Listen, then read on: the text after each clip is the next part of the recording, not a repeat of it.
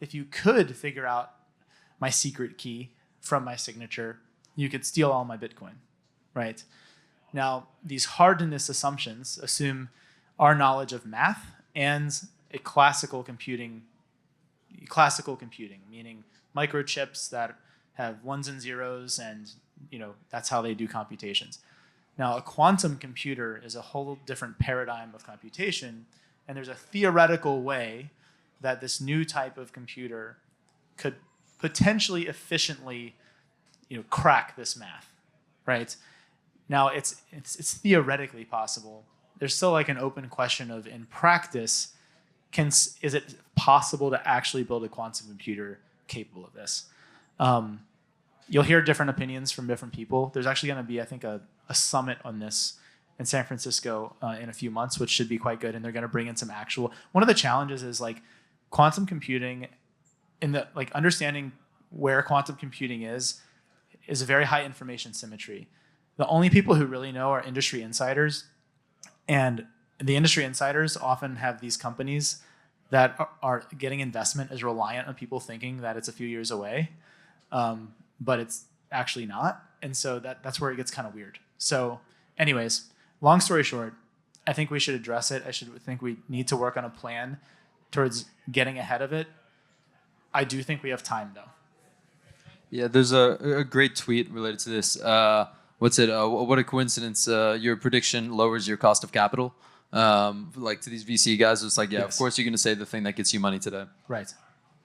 So whenever this is talked about in the Bitcoin space, often people say like, well, if that were to come, the airplanes would fall out of the sky, everything would happen. That's not true. I that everything would collapse and Bitcoin would be the least of the problems. But then I remember you had put a tweet out, or maybe I heard it on a podcast where you were like, no, like actually like your bank account would probably be safer than Bitcoin. But I don't remember your answer, and that's really what I was hoping you were going to address. Yeah, so that's actually where that is my hot take. It's like people say that, Bitcoin is the least of our concerns because quantum computing will break everything. I actually don't agree with that. And the reason is, I'm trying to maybe break it down in a simple way. What is the easiest way to turn a quantum computer into money? The easiest way is to steal Bitcoin, right? You have everything you need self-contained right there to turn your quantum computer into money. If you want to hack a bank, you actually have to do something called, you have to man in the middle the traffic between a bank customer and the bank. So you have to go, plug into some internet service provider, scrape all the traffic. There's a lot of physical things you have to do. You could do stuff remotely with various attacks and stuff. You need to basically intercept internet traffic and decrypt it, right? It's just less direct, and also there's going to be relatively straightforward upgrades for all of these companies to do, and they'll pay Accenture like $1 gajillion to just get it done ahead of time for them. And I just don't think that's a valid sort of rebuttal to the risk to Bitcoin. It's really good marketing, right? Yeah, it's kind of like the Y2K, right? Yeah. Like someone's gonna make a boatload of money getting companies quantum ready. It's immediate proof that it works. Yeah. It's terrifying, and most people are not going to care. Yeah, because it's Bitcoin. Like the internet was unencrypted for many years, right? So worst case, we go back to that, and things didn't fall out of the sky. Well, so I think in the point too around sort of it's the fastest way to turn the quantum computer into money reminds me of forgive me, the lovely English gentleman who started Brink, John Newbery.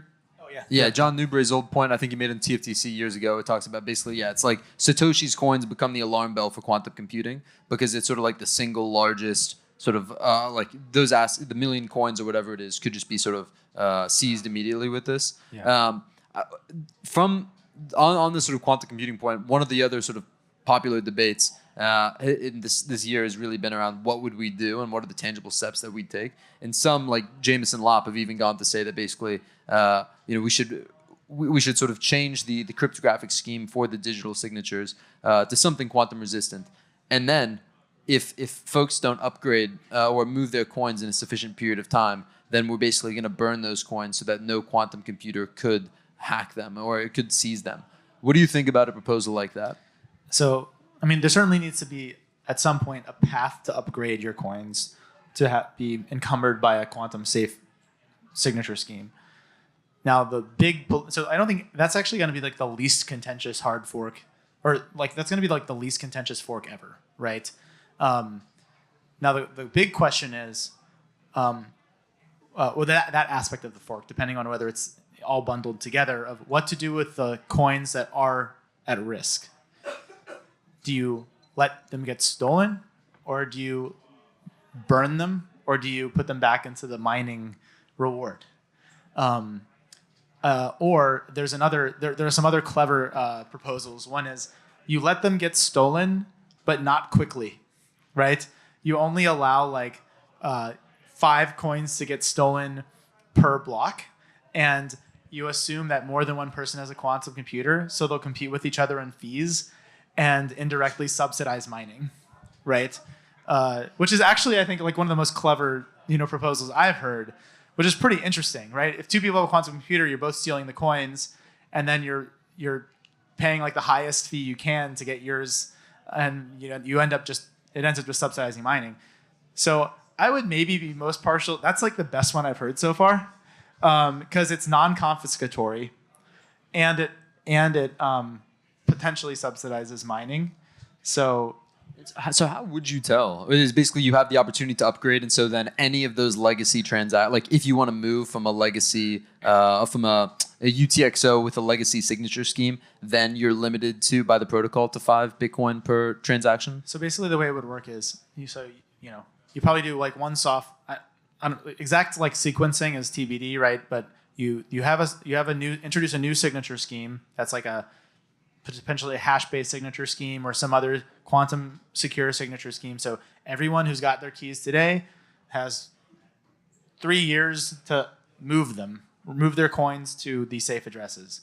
And then you probably have you say at block, 1.5 million, right? We're going to all coins that haven't been moved to this type of signature are going to be classified as kind of pre-quantum coins, right?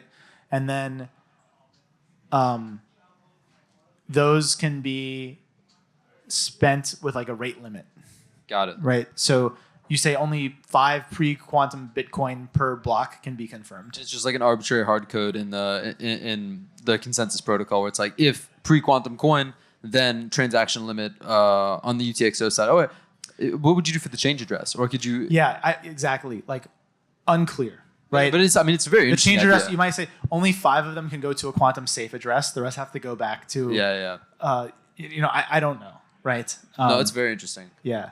Anybody talking about quantum mining? So, like the short answer there is it's very unlikely to have mining wins with the quantum upgrade, because the quantum there's 2 types of algorithms quantum algorithms.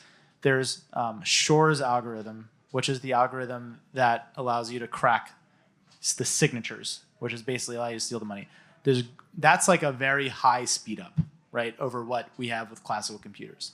There's Grover's algorithm, which gives you a boost, just a little bit of a boost over, I think it's a square root boost to crack hashes, which is what mining effectively is doing. So it's very unlikely that that marginal speed up with a quantum computer will outperform all of the efficiency of like these custom chips we have, basically, like long story short. So basically it's probably not a problem for mining for a very long time. Well, the interesting thing too is that if it is just like a marginal improvement as opposed to like many orders of magnitude, then basically miners just need to switch to quantum computers. I mean, depending on the unit economics. So it's a marginal theoretical improvement, but like the practical efficiency, right, where you have these custom chips, can a quantum computer beat these like ASICs? Yeah, fair. Is a whole nother question. Right? Yeah.